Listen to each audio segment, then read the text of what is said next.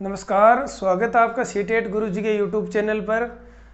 और I hope कि आपकी स्टडी जो है वो अच्छी चल रही होगी और हमारे वीडियो जो है वो आपके लिए हेल्पफुल हो रहे होंगे। आज हम सीटेट का एक इम्पोर्टेंट टॉपिक जो सीडीपी में अक्सर पूछा जाता है उसके बारे में पढ़ेंगे। इस टॉपिक से हर बार एक क्वेश्चन, दो क्वेश्चन हमेशा आते हैं। इम्पोर्टेंट टॉपिक है, ध्यान से पढ़ना। और इस टॉपिक को आज थ्योरी के रूप में न पढ़कर हम एक क्वेश्चंस के रूप में पढ़ेंगे।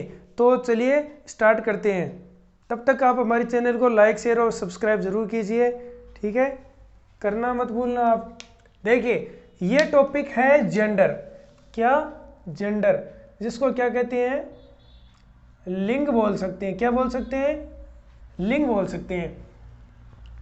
अब देखिए, इसका अर्थ दो टाइप से आपको बताता हूँ। इनमें क्या क्या डिफरेंस है वो आपको बताता हूँ। एक बात करते हैं, आप अगर बात करते हैं, एक शब्द होता है जेंडर। जेंडर एक शब्द होता है सेक्स। इन दोनों का हिंदी मीनिंग क्या होता है? लिंग, ठीक है। दोनों का हिंदी मीनिंग क्या होगा? लिंग होगा। अब ये जो चीज है सेक्स जो है ये है बायोलॉजिकल। क्या है? बायोलॉजिकल है। बायोलॉजिकल है, ये ईश्वर की देन है। इससे स्त्री और पुरुष की पहचान होती है, अलग अलग डिफरेंस होते हैं। तो ये एक बायोलॉजिकल है, इसमें कोई भी बाहरी तत्व का समावेश नहीं है। लेकिन अर्थ जेंडर का भी वही होता है, लिंग। लेकिन ये जो है जेंडर अगर जहां पे आ जाता है, जेंडर मीन्स समाज ने एक ऐसी धारणा बना दी है, एक ऐसी सामाजिक जो रूढ़िवादिता है वो बना दी है, जिससे कि हर जो लड़की है उसमें और लड़के है उसमें जो भेद होते हैं, अब चाहे वो भेद हो उसके वेशभूषा पे हो सकता है, उसकी भाषा से हो सकता है, उसके खान पान से हो सकता है, उसके रहन सहन से हो सकता है।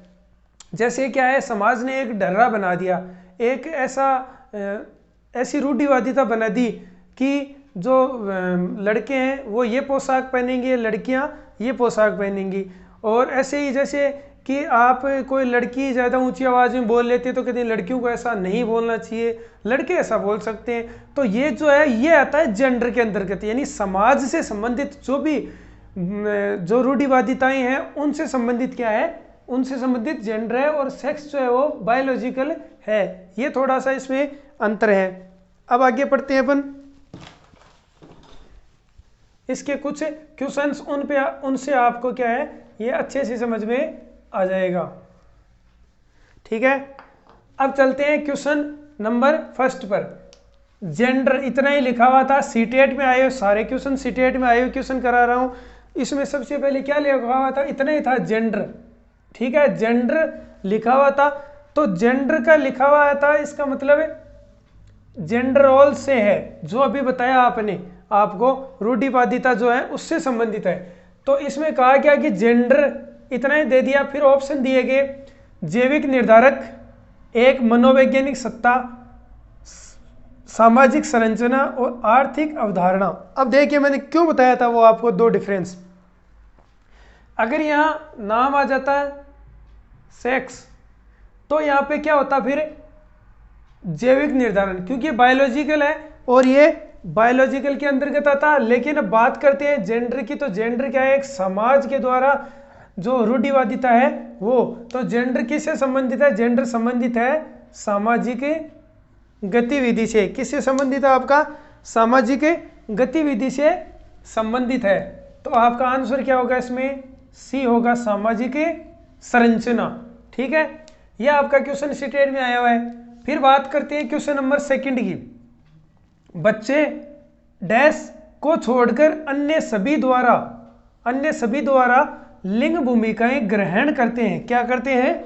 लिंग भूमिकाएं ग्रहण करते हैं। यानी इनमें से ऐसी कौन सी चीज है जिसके द्वारा जो बालक है वो जो लिंग भूमिकाएं हैं वो ग्रहण नहीं करता है, ठीक है। तो ये कौन सी है? देखिए, मीडिया जो है, मीडिया से सीखते हैं, हर चीज है उसमें लिंग निर्धारण की जो भूमिकाएं हैं वो उससे ग्रहण करता है बालक। समाज से तो होना ही होना है, ठीक है, तो इसमें पूछा है ग्रहण करते हैं, ग्रहण नहीं करते हैं, इसमें लिखना ग्रहण नहीं करते हैं, ग्रहण नहीं करते हैं। अब हुआ है क्वेश्चन कि बच्चे डैश को छोड़कर अन्य सभी द्वारा लिंग भूमिकाएं ग्रहण करते हैं। हाँ सही है, यह आ गया ऊपर, यानी किसको छोड़कर ग्रहण करते हैं। तो देखिए मीडिया इससे करते हैं तो इसको कट कर दो, सामाजिक है इससे करते हैं, संस्कृति इससे भी करते हैं, लेकिन ट्यूशन क्लास से क्या है, लिंग जो भूमिका है वो ग्रहण नहीं करता है बालक, तो इसका आंसर क्या हो जाएगा, ट्यूशन हो जाएगा। यानी इन सब से क्या है, लिंग भूमिका जो है वो ग्रहण करता है, लेकिन ट्यूशन से बालक क्या है, लिंग भूमिका ग्रहण नहीं करता है। ये हो गया आपके क्वेश्चन। नेक्स्ट क्वेश्चन है थर्ड क्वेश्चन, इसमें कहा गया कि कक्षा में परिचर्चा के दौरान एक शिक्षक प्राय लड़कियों की तुलना में लड़कों पर अधिक ध्यान देता है, लड़कों पर क्या करता है, अधिक ध्यान देता है। तो यह किसका उदाहरण है। अब देखो मैंने कहा था कि समाज के द्वारा रूढ़िवादिताएं हैं, ठीक है, तो उस रूढ़िवादिता के अंतर्गत ये सवाल पूछा गया है। अब क्या पूछा गया है कि कोई कक्षा है उसमें परिचर्चा चल रही है, परिचर्चा के दौरान एक शिक्षक जो है वो प्राय लड़कियों की तुलना में लड़कों पर अधिक बल देता है, लड़कों पर अधिक बल देता है। इसका मतलब है, इसका यह किसका उदाहरण है, तो देखिए इसमें जेंडर पक्षपात हो रहा है, बिल्कुल हो रहा है, जेंडर पक्षपात तो हो रहा है, तभी वो लड़कों का पक्ष ज्यादा ले रहे हैं, तो ये तो इसका आंसर है, ये हो जाएगा। फिर भी अगले ऑप्शंस देखते हैं। जेंडर पहचान नहीं हो रही है, इससे पहचान का कुछ पता नहीं चलता है इससे। जेंडर समरूपता ये भी नहीं है, और जेंडर संबंधिता ये भी नहीं है, तो इसका आंसर क्या हो जाएगा, जेंडर पक्षपात। यानी कि ये क्या है, जेंडर पक्षपात हो रहा है। पक्षपात यही है कि वो लड़कियों को बराबर नहीं समझ रहे हैं, उनको अलग अलग समझ रहे हैं, इसीलिए वो लड़कों पर ज्यादा ध्यान दे रहे हैं। फिर फोर्थ क्वेश्चन, ये आपका हो गया थर्ड, फोर्थ क्वेश्चन है, ये सभी सीटेट में आए हुए हैं, इंपॉर्टेंट क्वेश्चन है, याद रखना। और फिर से इनमें से क्वेश्चन को आपको रिलेटेड क्वेश्चन देखने को मिलेंगे सीटेट 2021 में अभी जो होगी। पुरुष स्त्रियों की अपेक्षा ज्यादा बुद्धिमान होते हैं, कौन होते हैं, पुरुष जो है वो स्त्रियों की अपेक्षा अधिक ज्यादा बुद्धिमान होते हैं। यह आवश्यक नहीं है, कोई आवश्यक नहीं है कि जो पुरुष हैं वो अधिक बुद्धिमान होते हैं या जो महिलाएं हैं वो कम बुद्धिमान होती है, कोई नहीं है। लेकिन जेंडर जो रूढ़िवादिताएं हैं समाज की वो बना दी गई है ऐसी कि महिलाएं जो है वो कमजोर होती है बुद्धि में और पुरुष जो है वो ज्यादा बुद्धिशाली होते हैं, तो ऐसा कुछ नहीं है। तो इनमें क्या कहा कि यह पुरुष स्त्रियों की अपेक्षा ज्यादा बुद्धिमान होते हैं, यह कथन है, क्या है, लैंगिक पूर्वाग्रह को प्रदर्शित करता है, बिल्कुल करता है लैंगिक पूर्वाग्रह को, यह रूढ़िवादिता से ही संबंधित है, तो बिल्कुल कर रहा है इसको। यह आपका फिर आगे के क्वेश्चन पढ़ते हैं, ऑप्शन पढ़ते हैं। बुद्धि के भिन्न पक्षों के लिए सही है, बिल्कुल नहीं है, सही है, नहीं है, सही हो सकता है, बिल्कुल नहीं हो सकता। कैसे होगा, हो सकता है कि किसी पुरुष की बुद्धि है जो वो कम हो और महिला में अधिक हो, तो ये बिल्कुल नहीं है। ये इसका आंसर जो हो जाएगा वो क्या हो जाएगा, लैंगिक पूर्वाग्रह को प्रदर्शित करता है, ठीक है। ये क्वेश्चन हो गए आपके 4। आगे चलते हैं क्वेश्चन नंबर 5 पर। समाज में विभिन्न लिंगों के लिए उपयुक्त माने जाने वाली प्रारूपिक विशेषताओं के बारे में जन सामान्य की अवधारणाओं को क्या कहते हैं, अवधारणाओं को क्या कहते हैं। देखिए इसमें क्या कहा कि समाज में जो विभिन्न लिंगों के लिए उपयुक्त मानी जाने वाली प्रारूप विशेषताएं हैं, यानी समाज में क्या मानी जाती है, जो रूढ़िवादिताएं मानी जाती हैं, उनके बारे में जन सामान्य की अवधारणाओं को क्या कहते हैं, जो अवधारणाएं हैं उनको क्या कहा जाता है। यह मैंने आपको पहले ही बता दिया था। देखिए जेंडर विभेदीकरण बिल्कुल नहीं हो रहा है, विभेद कहाँ हो रहा है, इसमें कहीं नहीं हो रहा है। जेंडर की पहचान बिल्कुल नहीं हो रही है और जेंडर की भूमिका तो बिल्कुल हो ही नहीं रही है। तो इसमें क्या है, जेंडर रूढ़िवादिताएं, ये है इसमें, ठीक है। जेंडर रोल्स इसको बोलते हैं, जेंडर रूढ़िवादिताएं, इसका ये आंसर हुआ। और आपको लगभग यही मिलेगा, क्वेश्चन मिलेगा उसमें ऑप्शन लगभग रूढ़िवादिता ऑप्शन है, यही हर ऑप्शन में लगभग आता है, कहीं भी देख लो आप रिलेटेड इससे। ये देखिए सामाजिक संरचना था इसमें, और इसमें भी ये लैंगिक पूर्वाग्रह रूढ़िवादिता से संबंधित है, इसमें जेंडर पक्षपात है। तो ये इस प्रकार के क्वेश्चन आते हैं। अब आगे है क्वेश्चन नंबर 6। खिलौने, पहनावे की वस्तुएं, घरेलू सामग्रियां, व्यवसाय एवं रंगों को विशिष्ट लिंग के साथ संबंधित करना क्या प्रदर्शित करता है। देखिए खिलौने लड़कियों को छोटी उम्र में क्या करते हैं, जो डॉल्स हैं, जो गुड़ियां हैं वो खेलने को देते हैं, और जो लड़का होता है उसको क्या है, जैसे टॉय कार है, टॉय ट्रेन है, इस प्रकार की देते हैं। तो ये क्या हुआ, ये उसमें भेदभाव शुरू से ही कर देते हैं। हमने क्या है, एक ऐसा माहौल समाज में पैदा कर दिया है, इस माहौल से निकलना बहुत ज़रूरी है।